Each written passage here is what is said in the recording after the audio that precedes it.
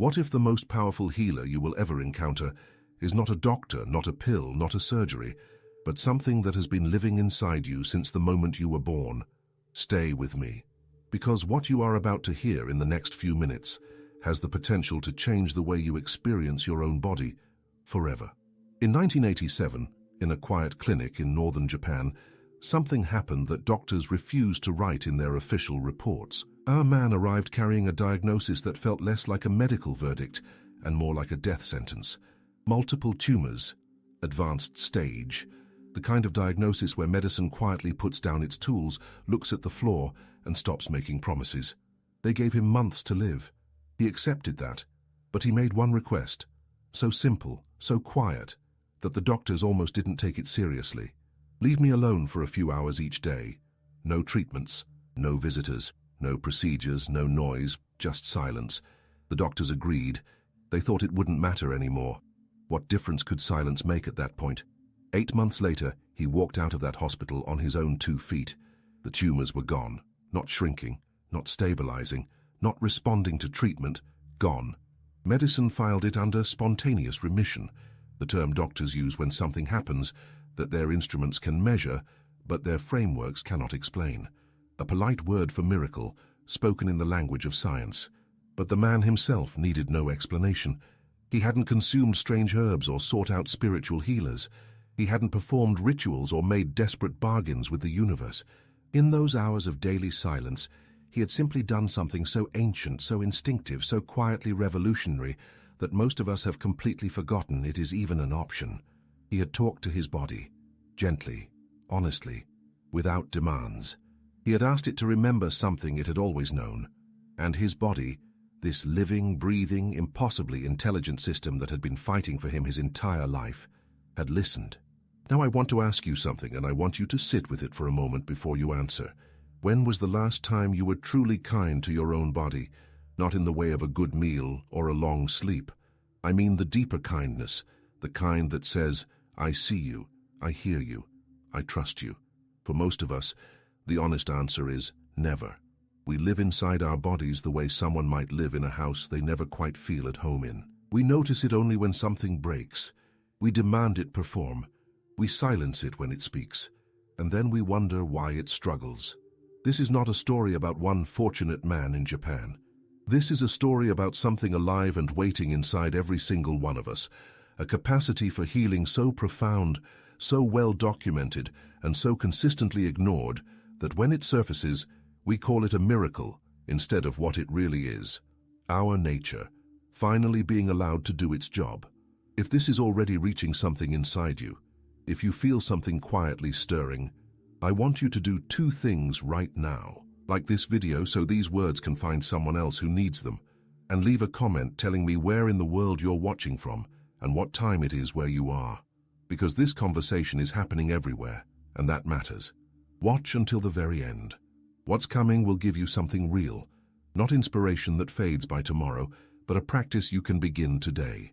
The story that changed one man's life in a Japanese hospital room is about to become deeply personally yours. There is a place on this earth where the air itself seems to carry a secret. You will not find it on a travel website. You will not see it featured in a documentary. But among the small, quiet community of people who dedicate their lives to studying ancient healing traditions, this place is mentioned in a very specific way, in low voices, almost reluctantly, the way someone mentions something they are not sure they should be sharing. It is a monastery in Tibet, and inside it lives a manuscript that is roughly 1,500 years old. The language it is written in is barely spoken anymore. Only a handful of people on Earth can read it. But those who have worked on translating even small fragments of it all come back describing the same central idea, an idea so simple and yet so completely opposite to how most of us think about our own bodies that it almost sounds like a mistake in translation. The manuscript does not describe the human body as a machine. It does not talk about disease as a malfunction to be fixed, or about healing as a repair process carried out from the outside. Instead, it describes the body as something far more intimate, far more alive than that. It describes the body as a being, a feeling, intelligent, aware presence, one that carries within itself a complete knowledge of how to restore, renew and heal, not because someone taught it to, but because that knowledge is written into its very nature. And the most striking part? The manuscript does not say that humans need to help the body heal. It says they need to stop preventing it from healing. That distinction is not a small one. It is not a philosophical nuance. It is the difference between spending your entire life looking for something that was never lost and simply removing what was blocking it all along. Think about that for a moment. What if you were never broken? What if the body was never your enemy, never your burden, never something that needed to be conquered or corrected or forced into submission? What if, underneath all the noise and the fear and the years of not listening, there was something quietly intact, something that has been trying to reach you this entire time? Now here is where this stops being ancient poetry and starts becoming something you cannot ignore. In 1993, a cardiologist published research that made the medical community deeply uncomfortable, not because the data was weak, but because it was strong. He had been working with patients suffering from atherosclerosis, the dangerous hardening and narrowing of the arteries that medicine had long considered a one-way street. Once damaged, always damaged. That was the accepted truth. He disagreed. His patients did not receive new surgical procedures. They were not given experimental drugs. Instead, they were guided through something far less dramatic, a shift in how they related to their own bodies. They learned to move gently. They changed what they ate. And most importantly, they changed the quality of their inner experience. They learned to approach stress differently. They began, slowly and imperfectly, to treat themselves with something resembling care. Within a year, their arteries were measurably wider.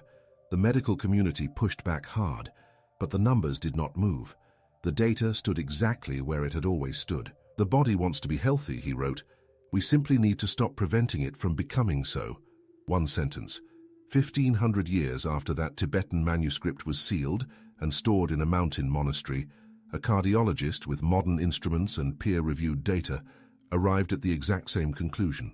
The body wants to heal. We are the ones standing in the way. But here is the question that should be sitting uncomfortably in your mind right now, and I want you to let it stay there, because it matters. If this is true, if the body carries this deep intelligence, this ancient capacity for restoration, then why are so many people sick? Why do so many people suffer for years, for decades, treating their bodies like battlegrounds and never finding peace? Why does healing feel so rare, so exceptional, so reserved for the lucky few? What exactly are we doing that blocks this natural force from working? The answer is not what most people expect. It is not purely about diet or exercise or the right supplements. It is something quieter than that, something closer, something that most of us are doing every single hour of every single day without even realizing it, and it is happening inside you right now, not in your body, in the conversation you are having with it, because your body is listening to you. Not occasionally, not in moments of crisis, but constantly. Every thought, every fear, every silent judgment you make about yourself in the mirror, every time you push through exhaustion instead of resting, every time you ignore the signal because you are too busy to stop.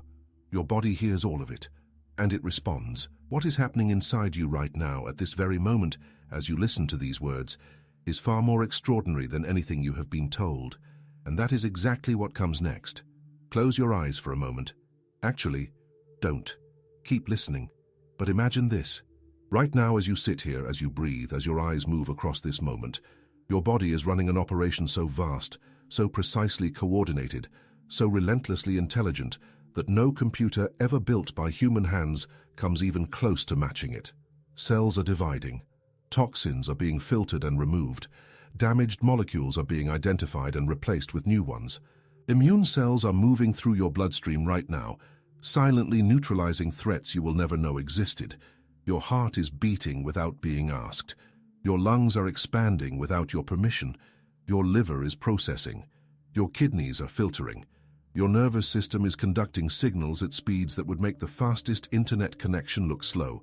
You are not controlling any of this. You are not even thinking about it. And yet, every single bit of it is happening. Every second, your bone marrow produces 2.5 million new red blood cells. 2.5 million. Every second. While you were reading that sentence, it already happened multiple times. Every 7 to 10 years, your body replaces nearly every cell it contains. Your liver can regenerate itself from just 25% of its remaining tissue. not as a metaphor for resilience, but as a documented biological fact that surgeons rely on during operations. Your brain, once believed to be fixed and unchangeable after childhood, creates new neural connections every single day in response to what you think, what you feel, and where you place your attention. You are not a statue. You are a river, constant, moving, renewing itself without pause, without rest, without ever asking you for permission or gratitude. Now ask yourself this honestly. When was the last time you truly felt like that was true? Because most of us do not feel like a river. Most of us feel like something slowly wearing down, something struggling, something fighting against itself. And there is a reason for that, a specific, measurable, deeply human reason that no one talks about enough. A young doctor in Brazil discovered this reason not in a laboratory, but on the floor of his own apartment. He was in his early 30s, educated, trained, skilled in the science of healing other people, and he was suffering from severe psoriasis that covered most of his body. Every morning he woke up to pain. Every mirror reflected something that felt less like skin and more like a war zone. He had access to every treatment his profession offered. He used them all. Some helped temporarily. Nothing lasted. One night, exhausted in a way that went far deeper than physical tiredness, he sat down on the floor of his empty apartment and did something that nothing in his medical training had ever suggested. He spoke to his skin, out loud, alone, in the quiet of a room where no one could hear him and no one could judge him. He said, "I hear you. I know you are suffering. I am no longer at war with you." He felt ridiculous. He told people afterward that he almost laughed at himself mid-sentence. A man with a medical degree, talking to his own skin like it was a frightened child. But something shifted. Not overnight. Not in a week. Slowly, over the following months, the inflammation began to quiet. The affected areas began to shrink. His skin began to calm in a way that no prescription had ever fully achieved. As if something inside him had finally received a message it had been waiting a long time to hear. Today he works as a dermatologist. And the very first question he asks every new patient, before symptoms, before diagnosis, before treatment, is this one. How do you speak to your body when no one else is listening? His colleagues find it unusual. His patients find it transformative. And here is why that question is so much more than poetic. Your body is not separate from your inner life. It is not a container that carries your thoughts and feelings around without being affected by them. Your body is in constant, real-time communication with every emotion you experience, every belief you hold, every silent story you tell yourself about who you are and whether you deserve to be well. This is not spirituality dressed up as science. This is measurable biology, and the evidence for it goes far deeper than one doctor's story. It goes all the way down to the molecular level, into the architecture of your immune system itself, into discoveries so surprising that when they first appeared, the scientific community did not want to believe them. Because it turns out your immune system is not just responding to bacteria and viruses, it is responding to you, to your thoughts, to your emotional state, to the invisible, constant conversation you are having with yourself every single moment of every single day. Before we go further, if something in these words is already touching something real inside you, I want you to do something that takes only a few seconds but carries more weight than you might expect. Write this sentence in the comments right now. I trust my body's innate wisdom to heal and renew. Not because it is a slogan, but because the act of writing it is the beginning of meaning it. And meaning it is the beginning of everything changing. And if this message is speaking to you, if you feel, somewhere quiet and certain, that you were meant to hear this today, then you are one of the chosen ones. Click the button somewhere on your screen right now and subscribe to this channel.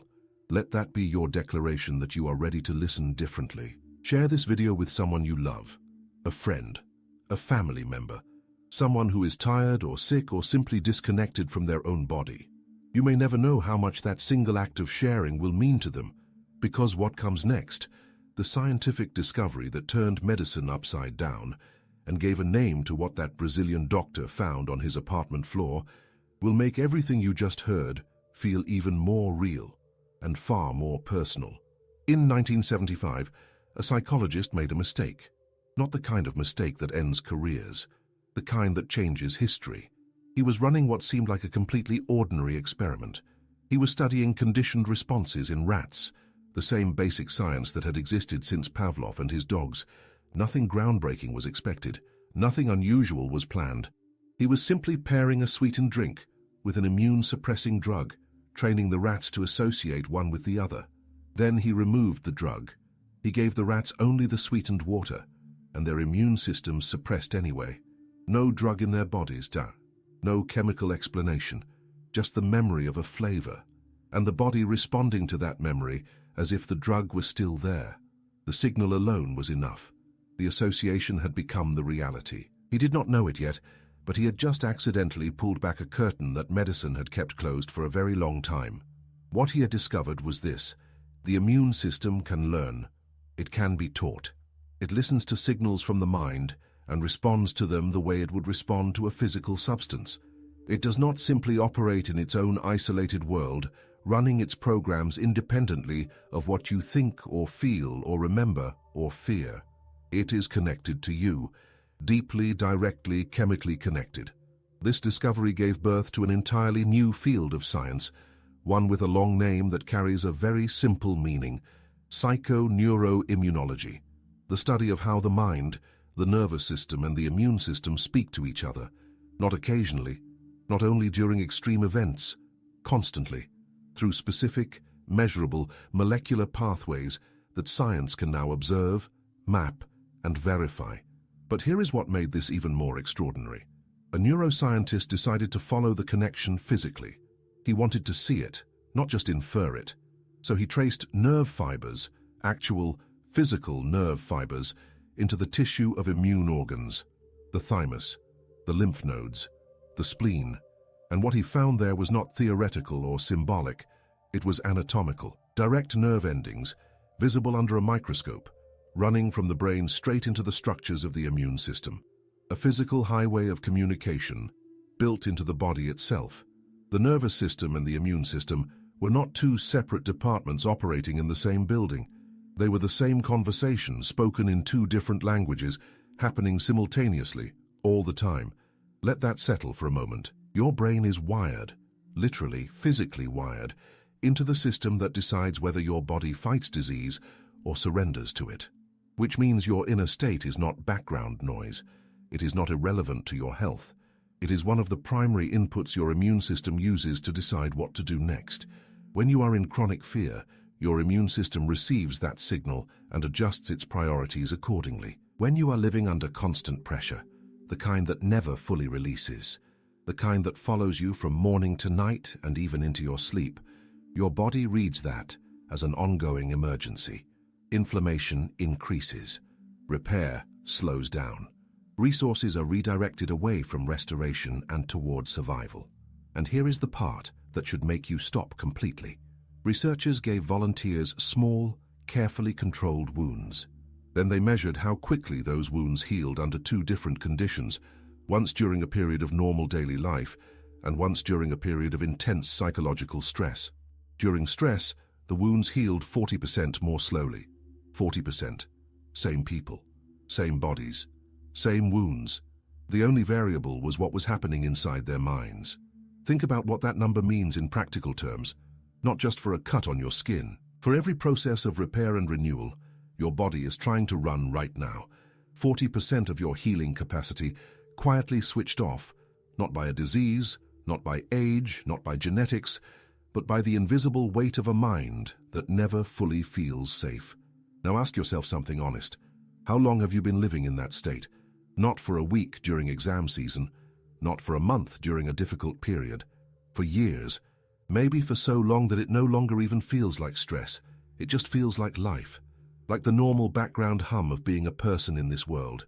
Your body has been trying to heal through that noise every single day, and it has been doing it with 40% less than it was designed to use.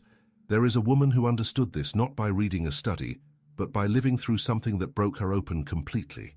She had spent 10 years fighting an autoimmune condition, 10 years of treatments, of flares, of mornings where her body felt like foreign territory. And one night, lying awake at 3 in the morning, she had a thought that she later described as the most important thought of her life. She realized she had been at war, not just with her illness, with her body itself. With every symptom, every signal, every moment of pain. She had been fighting it, resisting it, treating it as an enemy to be defeated, rather than a message to be heard. The moment she stopped fighting and started listening, something began to change. Not immediately, not dramatically, but it changed. And the reason why it changed, the precise biological mechanism behind what happened inside her, is exactly what comes next. Because it turns out the body has a way of responding to peace that is just as measurable, just as documented, and just as real as its response to fear. And you are going to want to hear this. There is a village in Turkey that scientists almost overlooked. It was not famous. It was not exceptional in any obvious way. The people there ate similar food to their neighbors, drank the same water, breathed the same mountain air, carried the same genetic heritage as communities living just a few kilometers away. On paper, there was nothing remarkable about them, except for one thing. They barely got sick. Not in the ordinary way that some communities are slightly healthier than others. Genuinely, measurably, consistently, chronic disease among them was rare in a way that made researchers uncomfortable because they could not explain it with any of the usual tools. So scientists went there, multiple times. They tested the water. They analyzed the diet. They mapped the genetics. They looked for the variable that would make logical sense, the supplement, the nutrient, the biological anomaly that was keeping these people well while their neighbors suffered. They found nothing extraordinary. And then, almost by accident, one researcher stayed long enough to notice something that had not appeared in any of the data. Every evening, without exception, the villagers gathered in the central square. No phones, no news, no arguments carried over from the day. They sat together in the cooling air, sometimes singing softly, sometimes saying nothing at all. They called it something that roughly translates as returning the day back to the earth, as if the weight of everything that had happened and the worries, the frustrations, the small fears needed to be consciously set down before sleep. It lasted less than an hour, but it happened every single night. What the researcher was witnessing, without initially realizing it, was a daily biological reset. Every evening, an entire community was collectively guiding its nervous system out of survival mode and into restoration mode. Every night, everybody in that village received the same clear internal signal. The threat is over, the day is done, you are safe, you can heal now. And the bodies responded. Night after night, year after year, decade after decade. Now consider this. The World Health Organization estimates that stress-related illness accounts for up to 80% of all visits to primary care doctors. 80%. Not accidents, not infections, not genetic conditions, internal states, translated into physical symptoms, walking through hospital doors every single day by the hundreds of millions. We are living through a global health crisis that no vaccine addresses, because its origin is not biological. It is the chronic, unrelenting signal of a mind that never fully feels safe. The villagers in Turkey had not discovered medicine. They had simply never lost something that most of the modern world quietly surrendered without noticing: the daily practice of putting down the weight. This same secret appeared in a completely different part of the world, in a completely different form, with the same result. Communities of monks in India, some of whom live well past 100 years, were studied by Western researchers who arrived expecting to find genetic advantages or extraordinary diets. What they found instead was almost disappointing in its simplicity. The monks were not special. They simply did not carry their battles inside their bodies. They practiced something that Sanskrit calls vairagya, a word that does not translate perfectly into English, but points toward a lightness of being, not indifference, not emotional numbness, something closer to the ability to meet whatever life brings without turning it into a war, to feel things fully and then release them, rather than holding them in the tissues of the body like stones accumulated over years. One researcher wrote in his report, with what sounds almost like frustration, the secret of their longevity is not what they do, it is what they do not do. They do not spend their lives attacking themselves from the inside. And then science found a way to see this at the cellular level. In 2004, a biochemist made a discovery so significant that it eventually earned her the Nobel Prize. She was studying the ends of chromosomes, tiny protective caps called telomeres, which work something like the plastic tips on the ends of shoelaces. Every time a cell divides, these caps get slightly shorter. When they become too short, the cell can no longer divide properly. This process is one of the central mechanisms of aging, but she discovered something else. There is an enzyme called telomerase that can actually rebuild these caps. That can slow and in some cases partially reverse the cellular shortening that we associate with growing old, and its activity is directly, measurably connected to psychological state. Chronic stress suppresses it. The body under constant internal threat ages faster at the cellular level, not as a metaphor but as a biological measurement visible under laboratory conditions. Meditation, genuine rest, deep human connection, and the felt sense of safety, these increase telomerase activity. People who regularly experience these states age more slowly at the level of their DNA. Your emotions are not just shaping how you feel today, they are participating in how your cells divide tomorrow. Think about that woman from part 3, the one who spent 10 years at war with her own body before she finally stopped fighting. When she stopped, something shifted, and now you understand more precisely why.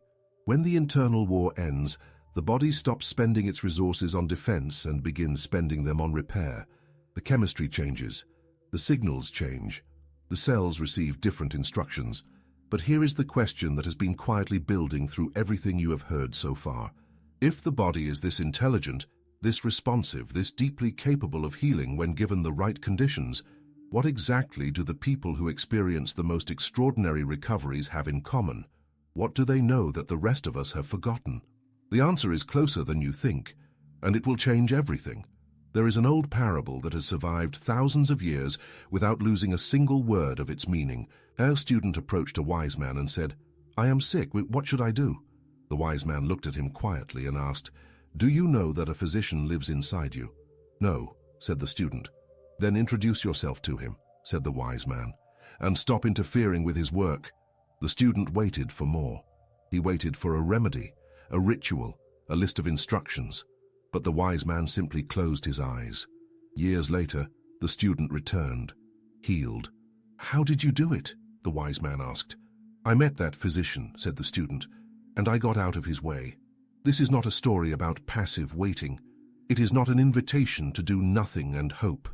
It is something far more demanding than that, because getting out of your own way requires more honesty, more courage, and more sustained attention than any external treatment ever will. The philosopher Socrates said that the greatest wisdom a person can possess is self-knowledge, not knowledge of the stars or the laws or the strategies of war, knowledge of the self. And for most of us, the self we know least is the one we carry everywhere. The body, the system that holds us, that speaks to us, that fights for us, without rest or recognition. Marcus Aurelius, who governed an empire while battling his own physical suffering, wrote in his private journals, "Look within. Within is the fountain of good, and it will always bubble up, if you will always look." He was not writing poetry. He was writing instructions. The fountain is still there, and it has never stopped. So here is what getting out of the way actually looks like, not as an abstract spiritual idea, but as a concrete daily practice that you can begin today with nothing more than a few minutes and the willingness to be honest with yourself. Start with your breath, not the shallow automatic breathing that carries you through the day without you noticing it, but a conscious, deliberate breath that sends a specific signal to your nervous system. Inhale slowly through your nose for 4 counts. Hold for 1. Exhale for 6 to 8 counts, longer than the inhale. Do this 4 times. That extended exhale is not relaxation. It is a direct message to your vagus nerve, the central nerve of your body's restoration system, telling it in the only language it understands. The danger is over. You are safe. You can begin repairing now. Do this once in the morning before you reach for your phone. Do it once at night before you sleep. Those 2 small moments, practiced consistently, will begin to shift the baseline chemistry of your body within weeks. The second practice is attention without judgment. Once a day, for 5 minutes, place your awareness inside your body. Not to diagnose, not to fix, simply to be present. Move your attention slowly from the top of your head downward, your forehead, your jaw, your throat, your chest, your stomach. Notice what is there. Tension, heaviness, warmth, discomfort. Do not try to change it. Simply acknowledge it, the way you would acknowledge a friend sitting quietly beside you. This practice alone, the act of returning your attention to your own body with gentleness rather than criticism, begins to dissolve the wall of disconnection that most of us have spent years building. The third practice is perhaps the most uncomfortable and therefore the most powerful. Speak to your body, not in the language of demands or disappointments, in the language of recognition. Say, silently or aloud, what that man said in the Japanese hospital room, what the Brazilian doctor said on the floor of his apartment, what the surgeon said in the letters she wrote to her own hands. I hear you. I am here. I trust you. The philosopher Rumi wrote, "Your task is not to seek for love, but merely to seek and find all the barriers within yourself that you have built against it." Replace the word love with healing, and you have the most precise medical advice ever written. The barriers are not outside you. They are the chronic tension you stopped noticing, the fear you normalized, the self-criticism you repeat so automatically it no longer sounds like a thought. It sounds like the truth. How they can be removed, not all at once and not dramatically, but consistently, gently, with the kind of patient attention that your body has been offering you every single day of your life, asking nothing in return. Researcher Kelly Turner, after studying over 1,000 cases of people who recovered from illnesses that medicine had written off as terminal, found the same pattern repeated across cultures, across diagnoses, across